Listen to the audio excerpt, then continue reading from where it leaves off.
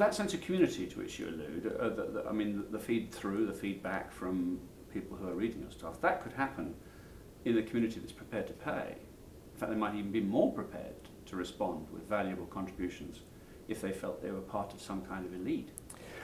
Well, yes, I mean, elite's an interesting word there. You then get into this argument about the websites, the free websites, who I imagine begin each day with a little prayer session saying, let's hope the Guardian goes behind a paywall, because that's their business model. So there's a new art site which is full of people who used to work for national newspapers who have started an art site. Now, if the Guardian said, we're elite and our content is so good, and we're going to have this little elite conversation over here, and you're going to pay for that, that would be manna to this new art site, who would be free and say, we're not elite, anybody can join in here. And if you went to the Royal Festival Hall last night, or the O2 Centre, or the National Theatre, here's the forum for discussing the views while that little elite session goes on over there. You know which is going to win out of those two models. You just do. I mean, you know, look at Facebook or Twitter or Flickr. I mean, that's the future. So to me, it would be crazy to imagine that this little elite discussion over here is going to win against the... Now, of course, there are issues of moderation and all that. How you make that a conversation that is interesting and informative. But it's a no-brainer as to which model's going to win. Well, I suppose in a sense there is a self-selecting audience anyway, because the Guardian's got a brand and it's got a loyal following, and it's a subsection of the whole web audience that will come to the Guardian pages because it likes the way it tells stories. Well, it's so quite... We're really chopping up the whole world. Yeah. It's quite a big audience.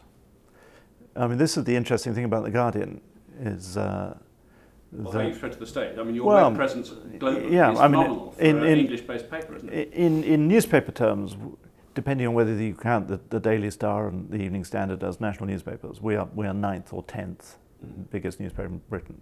So, you know, we know our place. We're quite a small, but obviously distinguished paper with an influence above our circulation. On the web, we're now one of the biggest 8 papers in the world. That includes 2 Chinese, 2 Japanese and South Korean newspaper. If the New York Times goes behind a paywall, we could end up being the biggest English language newspaper in the world. So something extraordinary has happened in that journey from print to digital. And I think it's because we're open and we're ready to embrace and be part of the web instead of simply being on the web. Now, I can't see why at this moment, with a business model that is just a hunch, which would involve absolutely decimating that audience, why you would do that at the moment. Just come back to the devices a minute. If we look a little way down the track, is it important that we consider how people will read the news? Because the amount of newsprint presumably will continue to fall. And it could be, I suppose, the time that the portable device will become more prevalent or more relevant or just more used than the desktop device. So there's a sort of multi-dimensional agility being required of people like yourself at this point, isn't there? Yeah. In trying to frame what you do and how you do it.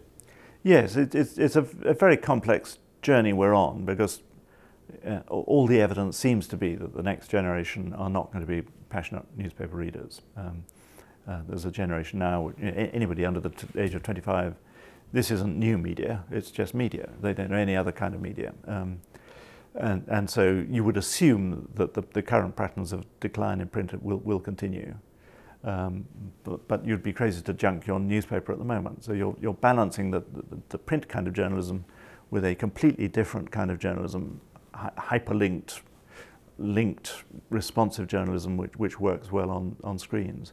And you have to do it within the same news organisation at a time of falling revenue. So these are not easy problems to solve. And people in positions such as yours, is there a bit of a herd mentality here, nervously watching what Rupert Murdoch or anybody else who appears to believe in the paywall thing does, because if he does it, or a critical mass do it, won't everybody have to follow? Well, one argument is to say that if you get a mass, you have to follow. And the other argument, of course, is that you only need a few people to stay free for it to destroy the model. Now, that's not what we're trying to do, but it is a fact of life that at the moment there are at least two free models which nobody's talked about changing. One is the BBC, which the Murdochs are very obsessed by. They keep talking about changing They keep talking about that.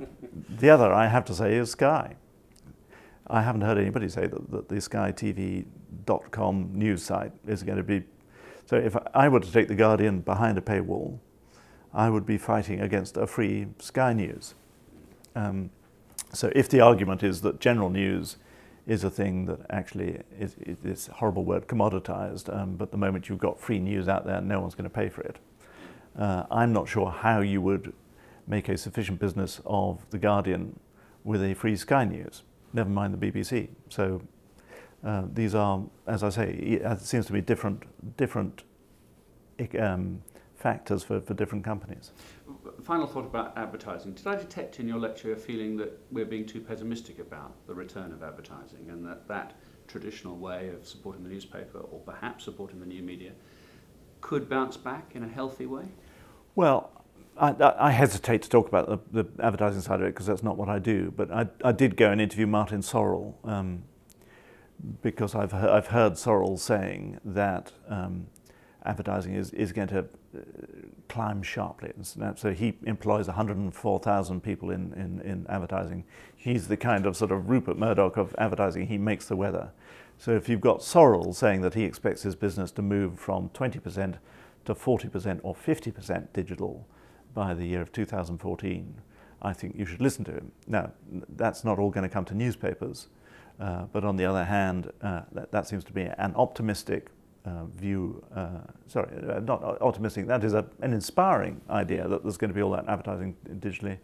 And again, we want to be part of that and have the largest possible audience that we can tempt with what we're doing. The other way that I suppose some people are looking to do revenues is opening up all your material to the search engines. The search engines went through a time when everyone was inviting them in. Please, come and index my site. Is there a value, do you think, to you that's being lost by being available on Google search pages or Bing search pages, and one that they should pay you for? Well, I think that this new word that we've all learnt of frenemies. I think Google is a frenemy. It's a friend because it brings a huge amount of traffic through to our sites of material that otherwise wouldn't be findable, and it could be an enemy because they're very skilled at charging for content. So I don't want to be dewy-eyed about Google, and I think you need to be eternally vigilant. But at the moment, I think you just have to say that they're doing a better job than we are at monetizing content. So you can spend an awful lot of time whinging about Google, or you can say, let's try and be as smart as Google. And I think it's probably best to be in the second camp. Fantastic. Thank you very much indeed. I'll just do a stop. I'm sure that's all. There's no tape to check the